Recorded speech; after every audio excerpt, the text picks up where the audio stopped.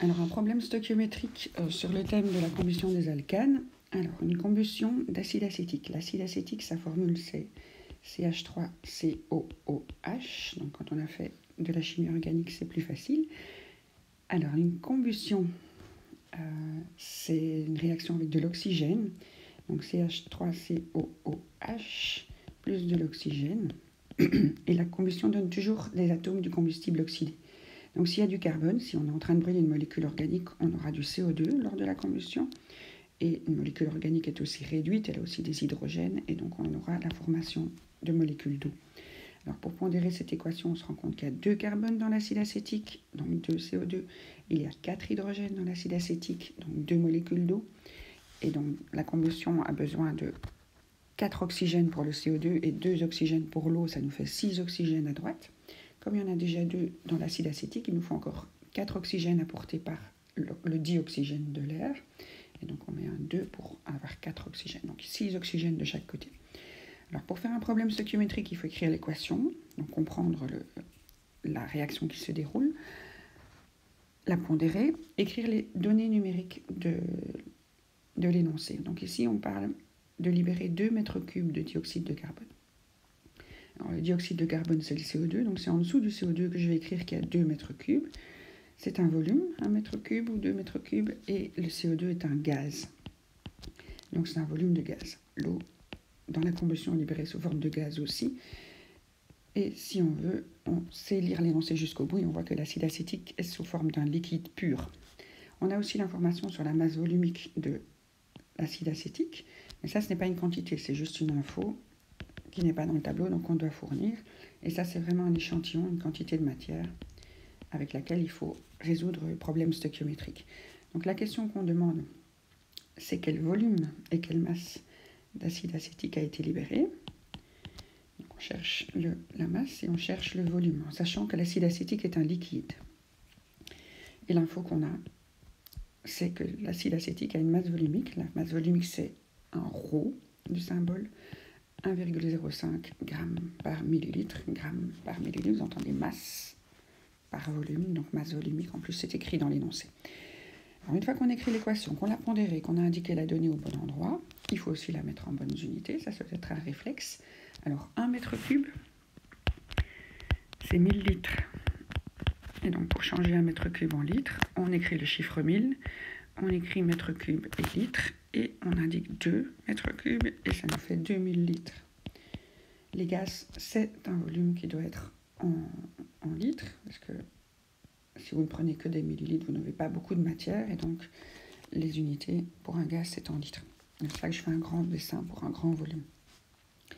Les liquides, par contre, comme c'est un petit volume qui tient dans la main, on va plutôt travailler en millilitres. Alors, une fois qu'on a écrit la donnée, qu'on l'a mis en les bonnes unités, il faut transformer ça en nombre de moles.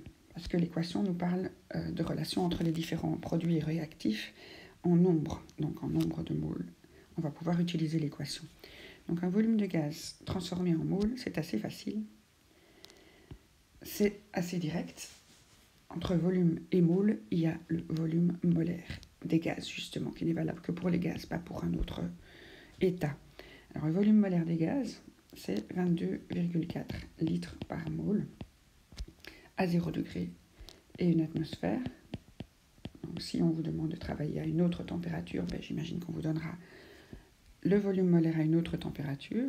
Mais ici, on travaille en conditions standards de température et de pression, donc CNTP.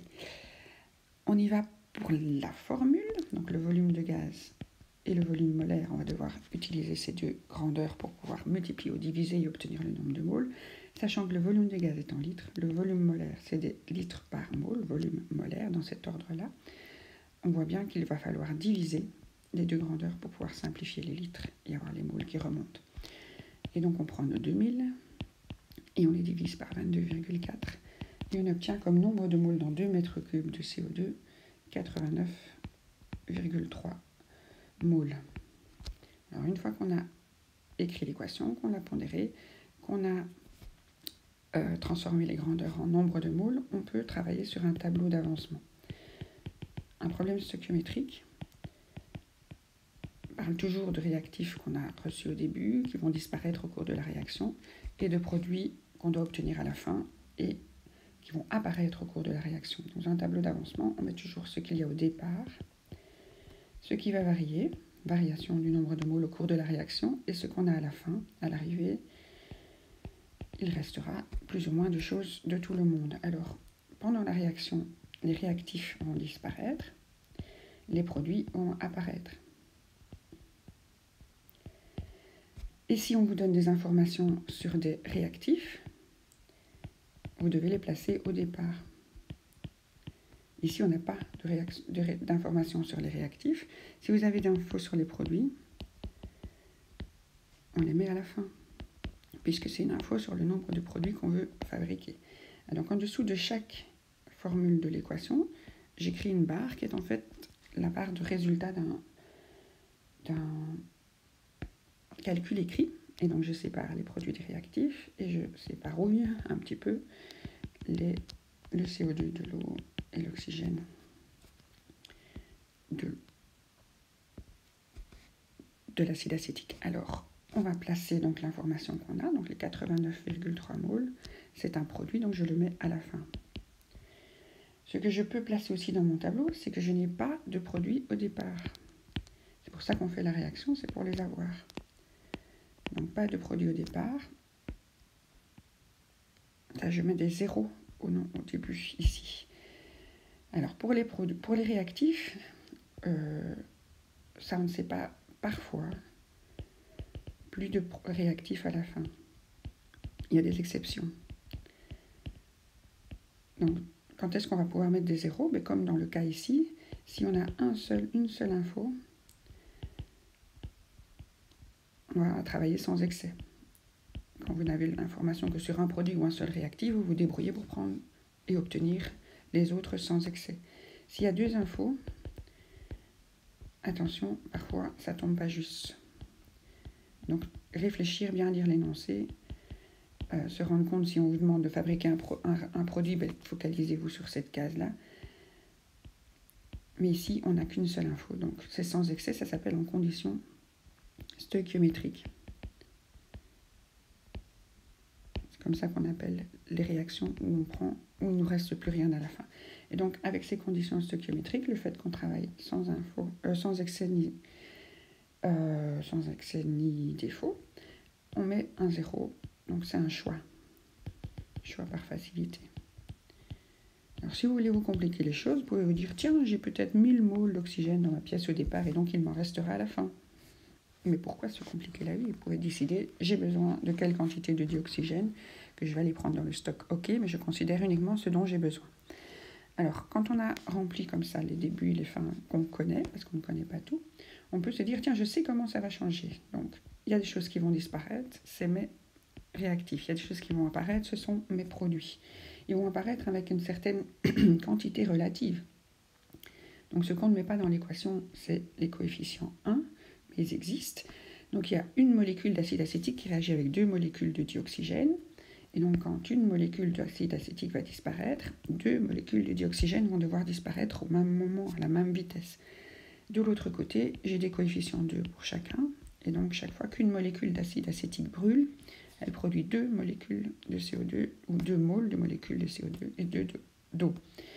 Alors, pour pouvoir savoir comment a été utilisée l'équation, donc son degré d'avancement, le multiplicateur des coefficients ou son rendement, je ne sais pas.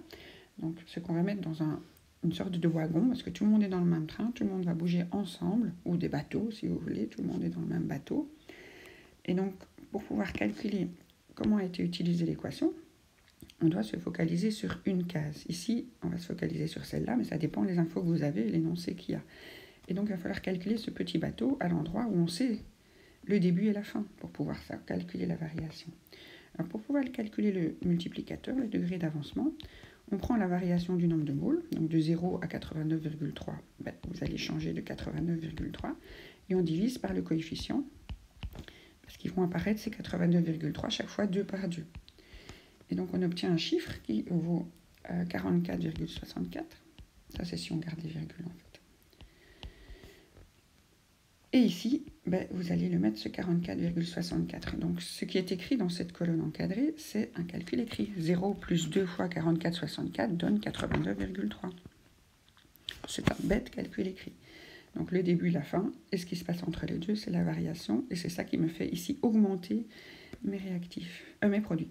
Et donc, tout le monde va devoir bouger avec ce degré d'avancement-là, puisqu'on a décidé de fabriquer 2 mètres cubes de CO2, et tout le monde va travailler à faire ça. Et pour pouvoir remplir les autres cases, pour pouvoir retrouver quelle quantité de réactifs on avait besoin pour justement produire ces 89,3 moles de CO2, on fait les calculs écrits à l'envers. Donc quel chiffre peut se permettre de perdre une fois 44,64 ? On fait 0 plus une fois 44,64.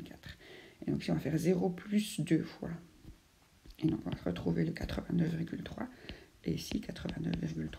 Donc ça c'est vraiment la description de comment ça disparaît, comment ça apparaît, qu'est-ce qu'il y a au début, qu'est-ce qu'il y a à la fin. Donc dans notre, c'est pas un pot ici, mais dans notre pièce, on n'aura plus d'acide acétique, on aura brûlé ces 44,64 moles au cours de la réaction et on aura ces quantités-là à la fin. Donc à la fin, parfois, quand il y a un excès, on a les produits, mais aussi un petit peu de reste de réactifs. Mais ici, on n'en tient pas compte. On n'a pas fait de problème avec excès. Alors, on n'a pas fini, parce que ça, c'est parler en nombre de moles. Et les questions qu'on nous pose, ce n'est pas des nombres de moles. On nous demande la masse et on nous demande le volume de liquide. Donc, on va continuer à travailler sur l'acide acétique, puisque c'est là qu'on nous pose les questions. Et donc, on reprend le nombre de moles qu'on vient de trouver. On vient de trouver qu'on avait besoin de 44,64 moles d'acide acétique pour produire les 2 mètres cubes de CO2. Et on refait des grandeurs chimiques. Pour pouvoir obtenir un volume de liquide, il faut passer par la masse. Parce que il n'y a pas de chemin direct entre les moles et le volume pour les états qui ne sont pas des gaz. Il faut tenir compte de la taille des molécules et donc de leur masse. Entre masse et mole, masse molaire. Alors l'acide acétique, si on rassemble les atomes, il y a 2 carbones, il y a 4 hydrogènes et il y a 2 oxygènes. Ça c'est la formule brute, celle qui est écrite au-dessus. Plus une formule semi-développée, donc 2 fois 12 plus 4 fois 1 plus 2 fois 16, la masse molaire de l'acide acétique c'est 60. Et ce sont des grammes par mole, les masses molaires. Alors je vais prendre mon nombre de moles, je vais prendre ma masse molaire, je réfléchis une seconde s'il faut les multiplier ou les diviser. Il faut les multiplier pour obtenir des grammes et simplifier les moles. Et donc quand je fais 44,64 fois 60, j'obtiens 2678,4 et j'obtiens des grammes puisque j'ai simplifié mes moles. Donc ça c'est une des réponses qu'on m'a demandé. Quelle est la masse d'acide acétique nécessaire pour obtenir 2 mètres cubes de CO2 ? On m'a demandé le volume. Donc pour passer de la masse au volume pour les liquides, j'utilise la masse volumique. Et on me l'a donné dans l'énoncé. Donc ça c'est une info. Pour les corps purs, on les trouve à l'arrière du tableau périodique. Pour l'eau, on doit savoir par cœur que c'est 1 gramme par millilitre. Et l'acide acétique, on me l'avait dit dans l'énoncé, 1,05 grammes par millilitre. Alors je réfléchis si je multiplie ou si je divise. J'ai des grammes par millilitre. Je n'ai pas intérêt à multiplier, sinon j'aurai des grammes au carré. Donc je divise, je simplifie mes grammes, mes millilitres remontent. Et donc je fais 2678,4 divisé par 1,5 et j'obtiens 2551 millilitres. Et voici la deuxième réponse au problème stoichiométrique. Donc, je suis assez exigeante au niveau de toutes les grandeurs, les unités et les formules utilisées. Donc, s'il manque la moindre chose, ça peut être préjudiciable.